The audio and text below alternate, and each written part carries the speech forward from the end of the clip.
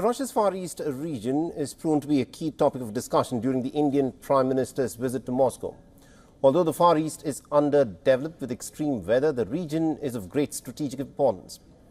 In this exclusive ground report, WION's principal correspondent Siddharth MP tells us as to why Russia is in fact betting big on the Arctic and the Far East region. Take a look.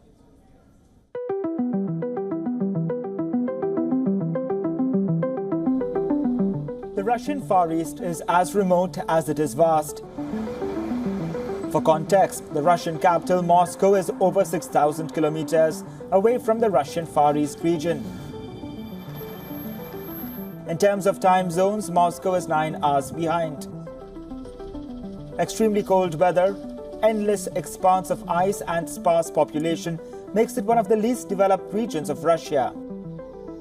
During the peak of the Soviet era, almost 50,000 people lived in Pevek. This is during the 1960s, and most of these residents were mine workers over here. However, in the 1990s, after the collapse of the Soviet Union, the mines were completely shut, and over the last couple of decades, this place saw a complete downfall. The population dwindled. But in recent years, what has actually led to a revival of this Soviet-era port town is the fact that a floating nuclear reactor, the only one in the world, has been installed in this port town. In recent years, Russia is working on a multi-pronged strategy to develop its Far East that is rich in oil and natural gas.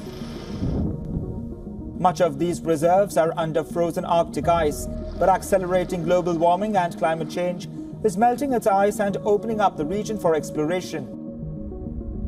Even today, 17% of Russia's oil comes from the Arctic.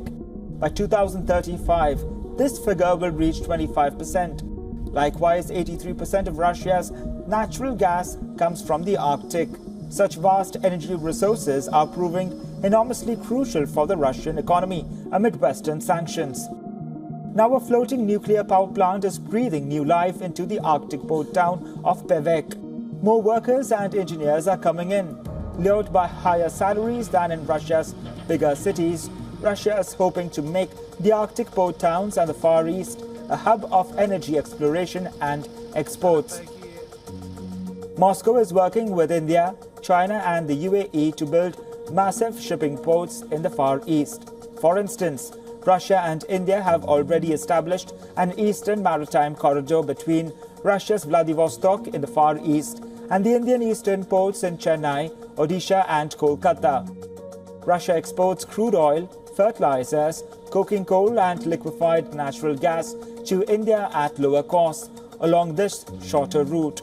Russia also wants to connect Western Europe and Asia through an entirely Russian-controlled Arctic shipping route, given that it has significantly more military bases in the Arctic compared to NATO allies. Russia operates the world's only fleet of nuclear icebreaker vessels. Soon, they'll also be adding more vessels to their fleet. This will enable Russia to clear the icy Arctic passage for commercial shipping. And once that passage is cleared for commercial shipping, what they can do is easily shorten the route between Europe and Asia, thereby enabling better connectivity through Russia's own exclusive economic zone.